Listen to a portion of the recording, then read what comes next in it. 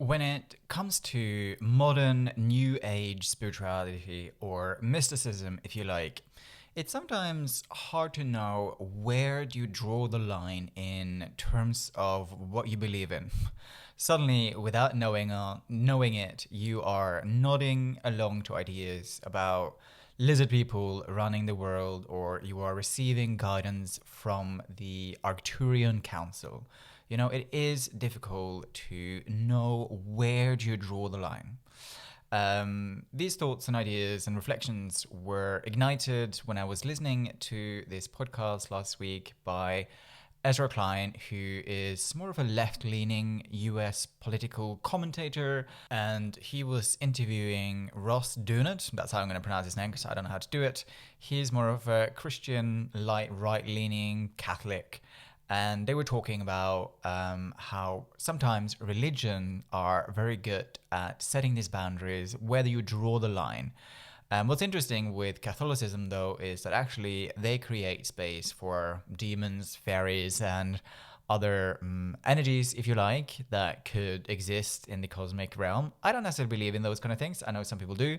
But that was interesting how Rose and Ezra was having this conversation. Ezra is somebody who, I suppose, is more like an agnostic Mysterian. So he is open to the mysticism of life, that there may be something more out there beyond the material that is guiding and as a part of our human experience. So it was really fascinating to listen to that conversation. What's interesting, though, with the more spiritual space is that so many people, so many voices are peddling in conspiracy theories and other grand cosmic fantasies about how everything is coming together. And I'm sometimes worried about this because it so often has so little to do with the day-to-day of ordinary people. And sometimes because us ordinary people, I see myself as an ordinary person, we can get drawn into these fantastical stories, often as a form of escapism, of trying to escape the daily monotony of our life.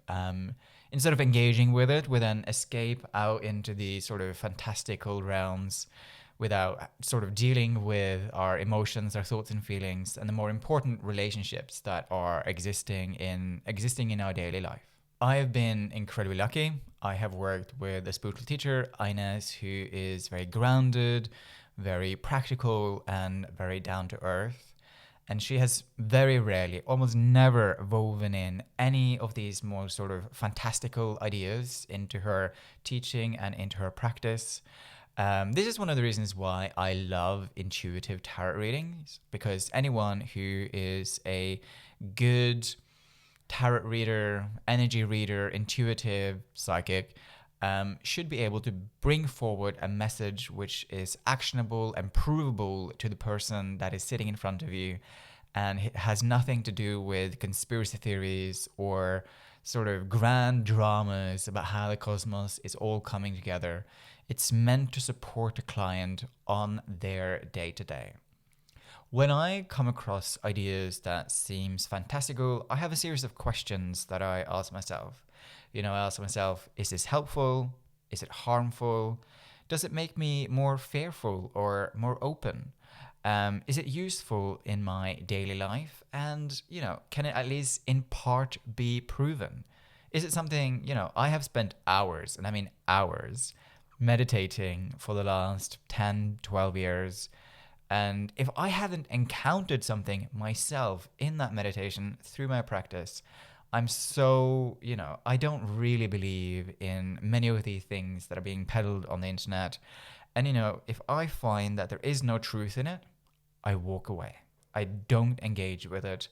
And I also limit my interaction with people who do, because I don't find that energy to be around very, very empowering.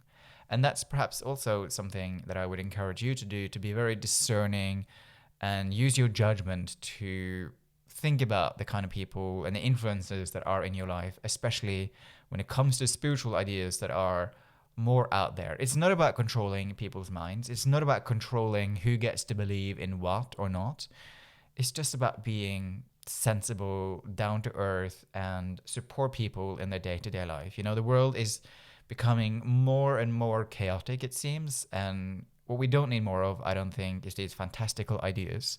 What we need more of is supporting people to work with their emotions, to work with their thoughts, their feelings, their bodies, and how they can navigate the challenges of being able to pay our bills. You know, I think that's much more important. Thank you so much for listening. If you found this content useful, hit that subscribe button, like button. And if you have any questions, please do hit me up in the comments below this video.